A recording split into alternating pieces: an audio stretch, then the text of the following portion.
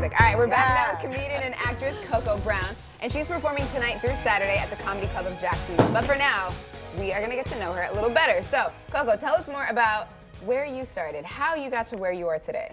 You know, it was complete boredom and luck. I was literally sitting on my couch one day, and a friend of mine called me and said, "Hey, you want to go to a barbecue?" I said, "Sure." Ended up being the barbecue of a big-time comedian now, and he asked me, "Have I thought about doing comedy?" I said, "No." He said, "Come do open mic," and the rest has been history. Really? So my destiny found me because I wasn't looking. So your first night was just a total hit. Seriously, no. No.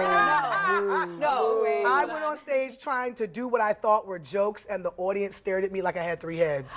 And then when I just kind of panicked and started talking about working at Ringling Brothers, the crowd started laughing. And I think that's my first lesson. Wait, you worked at the circus? I worked at What did Ringling you Brothers. do? Yeah, I was an account executive, honey. I made sure your little commercials ran and your billboards were up, you know, and I was the purveyor of tickets to all my friends with kids. Yeah, oh, yes.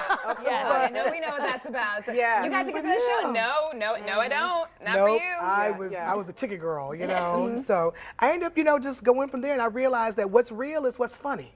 That's so very true. quickly in my career. So I just started talking about what was really going on in my life, and that's what got the laughs, and the rest has been history. Would you agree that when a person has been through a rough patch or they're going through some stuff in life, they produce the best work, aka Mary J. Blige? What? Okay. What? When she said there's a special place in hell for you, Ooh, I just kept did. rewinding that one part. I'm like, she going through some things. I wonder what he felt sitting there.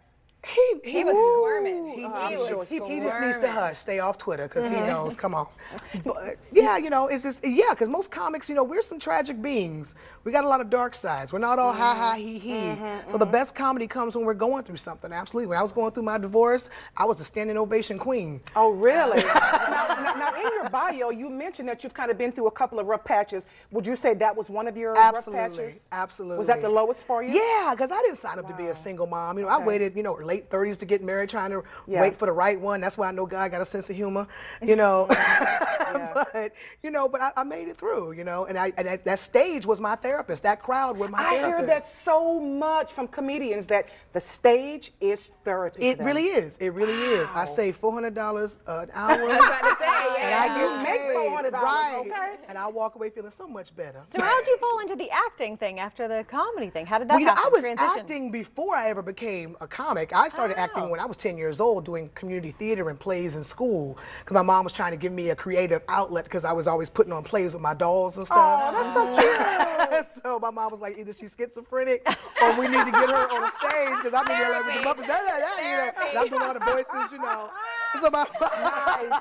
So mom had to give me an outlet. So acting for me was very natural, because it's really a natural progression when you become a comedian to kind of venture into acting at some point. So for me, it was natural. I love it. Yes. Well, what about for what is it? For better, for worse? better or worse, That yeah. character. That TP, let's talk about that that. TP money. Yeah, let's talk about that. Jennifer was a blast to make. I loved, you know, we just completed 6 seasons. It was a great run.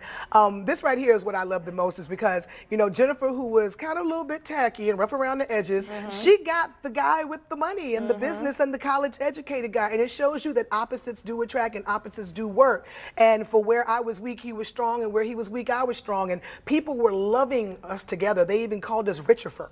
You had a celebrity couple. We had a celebrity couple named Richard and Jennifer, Richifer, you know. Nice, nice. People were definitely team Richifer, you know. So what was your aha, dang, I have made it moment? I don't think I've had it yet. Oh, girl, you've had it. You just don't want to I've admit had, to it. I've had some moments. I think when I won Apollo and went like 5 straight times without getting booed. Okay. Back in 2001, because no comic had ever done huge. that. I had an aha moment. I think when I booked, you know, Lakeview Terrace and was standing there next to Samuel L. Jackson and running lines with this man, I had an aha moment. When I got For Better or Worse and walked into the office and Tyler Perry says, "I've been dying to work with you." Really? You know that? So that was an aha moment. You know? That was for me, because I just got chills when you said that. Right. That was my moment. He said, I saw you telling jokes in LA, and I've been dying to work with you. And I'm like, you know who I am? You know, wow. That was an aha moment. You know, I've had a lot of aha moments, but I guess, you know, when you want the big one, I mean, I just take them all in like, ooh, that's another one. Ooh, another star. Gold star for Coco. Okay, great. You know, but is there anything that's off limits for you though that you wouldn't do? Any acting you wouldn't do? Would you At do? this point in my career, you know, my parents are losing their hearing a little bit, so I think I'll go all in. Because when they were, you know, able-bodied, could see it here, I had to be real careful. Like, I actually went up for a role in the L Word when I first moved to LA, and I went to my mom and I said, hey, Mom, I think I may be playing a lesbian. And she said, you got to kiss a woman. And I said, yeah. She said, no, baby, the deacons. I said, you know what? Yeah, that's the old school. But now, I'm like, psh, I got this. Call me. Yeah, so if Penthouse Anybody. comes calling. Penthouse? Yeah, if they want to do that nice. As long as I have spread. a really good Photoshop guy. If I I have mean, Linnell did it, yeah. Linnell did it, and she looked real good. Really she good. looked great. Yeah. So, You are not throwing shade at it. Linnell. I am not throwing shade at Lunel. That is not shade at Lunel. you That's know shade at my She's a own friend body. of the chat. No. So listen, where does your stage name Coco Brown comes from? A comic named James Bean gave me my name. I was doing comedy as my real name, Farrah Brown. And one day I came off stage. I was still, you know, kind of open micing. And he said, you have so much personality and energy and stuff on stage. He goes, you need a stage name. Next time I see you, I'm going to give you one. I said, ha, whatever. Next time I saw him, he handed me a napkin. And inside the napkin was circled the name Coco Brown. Oh my that was it. God. And that was it. Wow. Yep. So, okay, I'm just I taking like up the whole Pharaoh. interview. I think you should have just left it Pharaoh, just one name like Prince. Like Farrah? Just like Farrah. Farrah. I Farrah. thought about it, yeah, but I wanted to keep it separate. You know, Farrah belongs to certain people and Coco belongs to the world. I didn't want them to get everything. That's true. That's what I have a Yeah. personal Keep it separate. question to ask. You're in the spotlight. Okay. You're on the national, I'm on the local side. Let's talk about dating. Nah. How, okay, because I know my struggle of finding those who are not intimidated. I hate that and word. And those who are afraid to approach because they see you on TV every day. Do you face the same struggles? Absolutely. How do you, do you Absolutely. overcome them, or do you be like, oh, well, they're lost? I mean, all of the above. I actually posted this on Facebook the other day that I realized that when you see a woman who's super successful with someone on her arm that obviously is not on her level, it is not that she became desperate, it's because that dude had the balls to step. Pretty much. True. Because Pretty a lot of much. guys will just stare at you and Yes. look at you Oh my and gosh. run from you. Yes. And they don't even get to know you. Like I Yeah. used to tell my ex-husband, he couldn't get it, but I hope the next man will. Farrah Brown belongs to you. Coco Brown belongs to the world. Yes. I don't need you to stroke Coco's ego. That's good. Stroke Farrah's. Oh, I love it. Okay? I love it. Seriously. That's when a man good finds out how to do that, honey, then I'm winning. Hello, Idris, call me. She's me still looking. first. I need Idris All to right. call me. Well, besides trying to get Idris Elba to marry her forever, we know that your show, For Better or For Worse, the characters are always dealing with relationship issues. And we know you talk about relationships a good bit in your stand-up. So we thought we'd play a little game with you. It's so much fun. It's called Okay. Ride or Die or Boy Bye.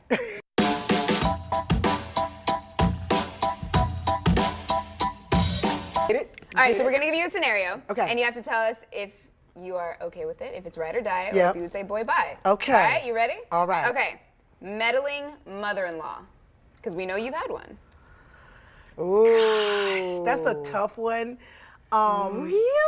You know, Okay, if she's not watching. She's not She's not watching. watching. can I do the She's not middle? here. Can I do the middle? Because Because boy bye is disrespectful to the woman, but ride or die, it's like there are boundaries, honey. He mine now. Yeah, So especially I'm gonna do the if- middle. Okay, All we'll right, do the fair middle on enough. that one. Middle. Okay, what about crazy ex-baby mama? Oh, no. Oh, okay. No. That's No, out. I got people that can get rid of that. Call me. And listen, what about this next one? What? Lying, cheating, scandalous. Okay. We can say that now. Oh, That's okay. it. It Well, could you know, be you have, anybody. you have some that say, I took my vows for better or worse. I'm sticking through it. No. Not Coco? I didn't expect to get divorced, but you know, I don't like being a side wife. Ooh. I know that's right. Hold on the show. Don't know play that's with right. Coco Brown. All right, here's one for you. How about unemployed? Unemployed. I already been there, done that. Yeah, my ex had that condition. He won't work. Yeah. Been there, done that. No, thank you. Okay, now this one's a little tricky because there could be all kinds of reasons for this. Okay. Low sex drive. With who? Me or him? Well, him, if he has low Oh, sex no, drive. no. You got to go You get would some give him pills. walking papers because of that? No, we go to the doctor. Yes, I was gonna get say, a Dr. pump, some Ali can look him up. pills. Yes. You know, Yes. get our chi together. Eat vegetables. We do Yes. something. Zucchini, Yes. something. Yes. No, I wouldn't. Vegetables. Yeah, we do something, What honey. vegetables help with that? He would be on a high asparagus diet. Asparagus I thought it was oysters. Wait, Yeah, that Oysters. too. Okay, That okay. too. You know. So what if you don't like your little man? What if you don't like kids? Package So deal, fast. right? Oh, you Bye. crazy? Absolutely No, not. ma'am. No. All right, well, what if he doesn't like to drink? Oh, that's fine. That's fine. You're all right with that? That's fine. Yeah. Ah, boy Yeah, bye. I'm not a big drinker, so that's fine. Really? Don't tell the whole world you're an alcoholic, baby. He's got to enjoy a little wine now and then. Oh, I mean, I boy. drink socially, but if I never drink again and I have a guy that doesn't drink, then okay. Fair enough. Fair enough. All right, what if he doesn't like your girlfriends? You know, I've been there. See, That's sticky. I got ride or dies in my life, man. And, you know, friends that I've been friends with since we had baby teeth. Ooh, unless it's Idris, boy, bye. Okay. Yeah, Nice. Girlfriends? Okay. Or Idris is the only girlfriends? one that my It's girlfriends hard. would have to understand. You no Okay, longer that's matter, true. honey. Now, what about the stalker, crazy-ish, jealous type? Oh, I've been there, done that. Yeah. Oh, no. really? Yeah, What was that That like? was crazy.